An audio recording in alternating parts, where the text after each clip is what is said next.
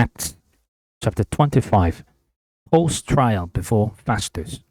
3 days after arriving in the province, Festus went up from Caesarea to Jerusalem, where the chief priests and the Jewish leaders appeared before him and presented their charges against Paul.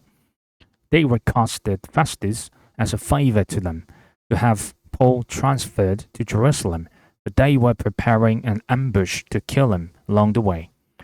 Festus answered, Paul is being held at Caesarea, and I myself am going there soon. Let some of your leaders come with me, and if the man has done anything wrong, they can press charges against him there. After spending 8 or 10 days with them, Festus went down to Caesarea. The next day he convened the court and ordered that Paul be brought before him. When Paul came in, the Jews who had come down from Jerusalem stood around him. They brought many serious charges against him, but they could not prove them. Then Paul made his defense. I have done nothing wrong against the Jewish law, or against the temple, or against Caesar.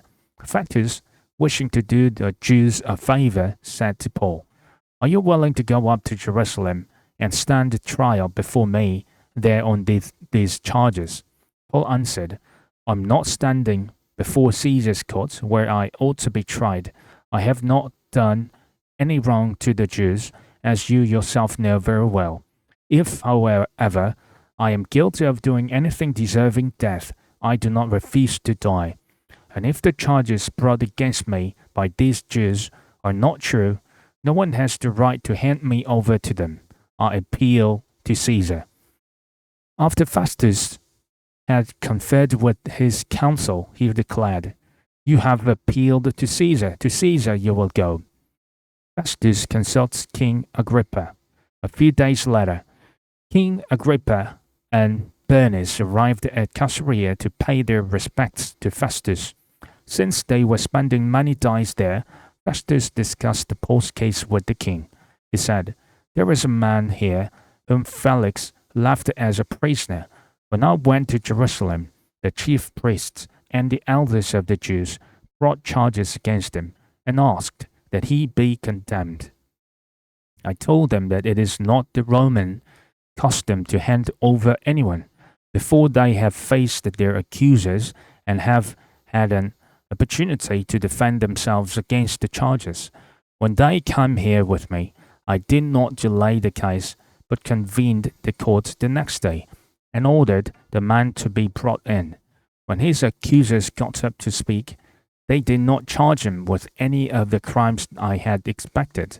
Instead, they had some points of dispute with him about their own religion and about a dead man named Jesus, who Paul claimed was alive.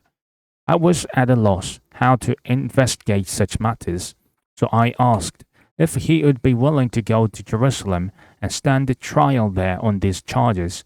But when Paul made his appeal to be held over for the emperor's decision, I ordered him held until I could send him to Caesar. Then Agrippa said to Festus, I'd like to hear this man myself. He replied, Tomorrow you will hear him. Paul before Agrippa. The next day, Agrippa and Bernice came with great pomp and entered the audience room with the high-ranking military officers and the prominent men of the city. At the command of Festus, Paul was brought in. Festus said, King Agrippa and all who are present with us, you see this man. The whole Jewish community has petitioned me about him in Jerusalem and here in Caesarea, shouting that he ought not to live any longer. I found he had done nothing deserving of death, but because he made his appeal to the emperor, I decided to send him to Rome.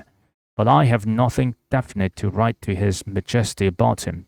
Therefore, I have brought him before all of you, and especially before you, King Agrippa, so that as a result of this investigation, I may have something to write. For I think it is unreasonable to send the prisoner onto Rome without specifying the charges against him.